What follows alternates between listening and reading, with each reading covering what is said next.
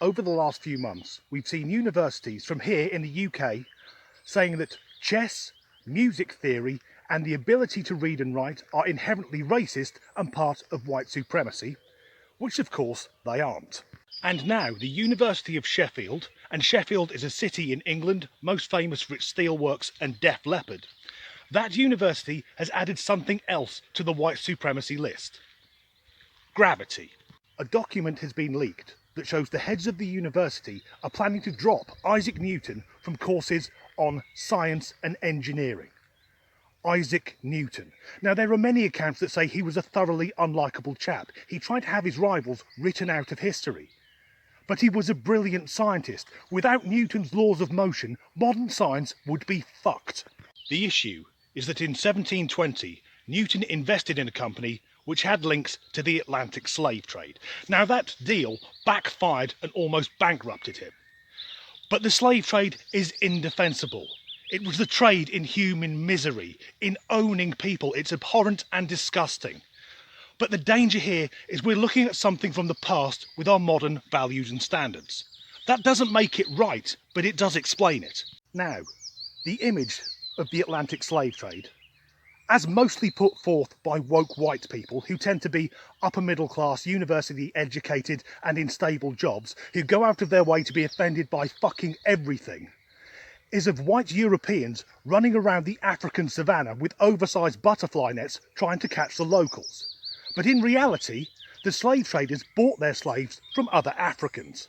These were Africans who found that if they took prisoners from other tribes, then these strange pale-skinned people would arrive in their massive boats and outlandish clothes and give them money for them. So the question is, who has actually benefited from the slave trade? And the uncomfortable answer is, pretty much all of us. In 2020, at Bristol, here in England, a protest went on where a group of mostly woke white people tore down the statue of Edward Colston and threw it into the river. Now, that statue had been controversial for years because Colston was a slave trader. But he was also a philanthropist. Now, that doesn't balance it out or make it okay. Adolf Hitler was quite a good painter. That's not what he was most notable for. But like many slave traders, Colston used his own money to help his community. I mean, he fucked up someone else's community for sure. But he built hospitals, schools, poorhouses, set up charities. And a lot of what he made is still there.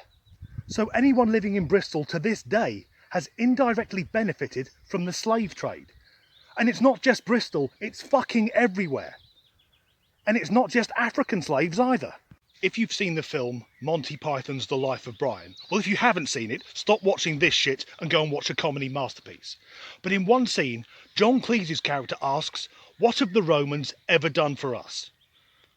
And one of the attendees says, "The aqueduct." And then it builds into a long list of all the things the Roman occupiers have done for the local community. So why is that relevant? Well, I'm British. And Britain was at one time part of the Roman Empire. They didn't conquer all of it. They got to Scotland and said, fuck it, we'll just build a wall across that. But the Romans enslaved the British people. They also helped with technology and advanced the culture. And it wasn't just the Romans. There was the Angles, the Saxons, the Vikings, the Normans. Most of that stuff is still here. And each time we were invaded and enslaved, they helped to make our culture more modern. It's a truly horrible thing to consider. But most of the modern world has been built on the backs of slavery. So if that's the case, why single out Isaac Newton? Well, in the document leaked from the university, it stated that the syllabus has to be less colonial and less white.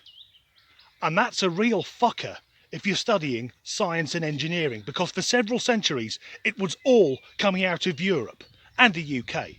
Now, that's not to say that being European or British or whatever is in any way superior to coming from another country. It isn't. That's absolute bollocks. For example, the Chinese had ballistic weapons centuries before anyone else. And if I had to name who I thought the best soldiers of all time were, I'd say the Rajput warriors from India. But that's how it happened. For quite a long time, science was coming out of Europe. So let's say we cancel Isaac Newton. Who's next? Charles Darwin, the theory of evolution, just gone? Galileo, Copernicus, Da Vinci, or what about more modern inventions? Powered flight, the Wright brothers, two white guys from America. The jet engine, that's Frank Whittle. The internal combustion engine, Gottlieb Daimler and Carl Benz. The steam engine is James Watt. The electric motor, that's Michael Faraday. And we haven't even touched on the best of them all, Isambard Kingdom Brunel, who was not only one of the greatest engineers of all time, but also had the best name. Isambard Kingdom Brunel.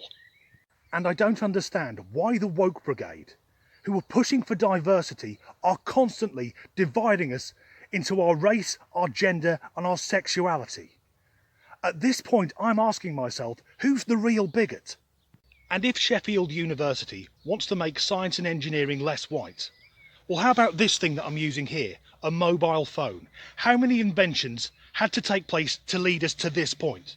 There's the telephone, that's Alexander Graham Bell. It's got a screen like a TV, that's John Logie Baird. It's got a radio, I think that's Marconi. A computer, that's Alan Turing. And modern phones use GPS. And for that we need satellites, so we need rockets and rocketry. And the most famous rocket engineer of all time was Werner von Braun, who ran the NASA Apollo missions.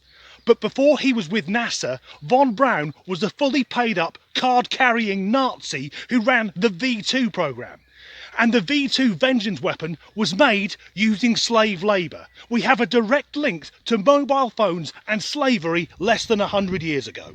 But I guarantee, if you tell any of the woke brigade we're going to take away all of their electronic devices because they may have links to historical slavery, they will lose their fucking minds. And why keep looking to the past, trying to find problems, when if we look to the future, it's places like India and Hong Kong who were the big players. Although oddly, they were both part of the British Empire. Now the British didn't take slaves from there. They did a lot of other fucked up shit. Britain is responsible for more Independence Days than any other country on earth. But at the time, Britain was also the most technologically advanced country on earth. So by being part of the empire, their technology was moved forward. Whereas now, it's an Indian company that owns Jaguar Land Rover, another owns most of the British steel industry, and we buy everything from China. So that's the end of this video about some woke arseholes trying to forget about one of the world's greatest scientists. So we'll just check. Yep, gravity still works. Thanks for watching.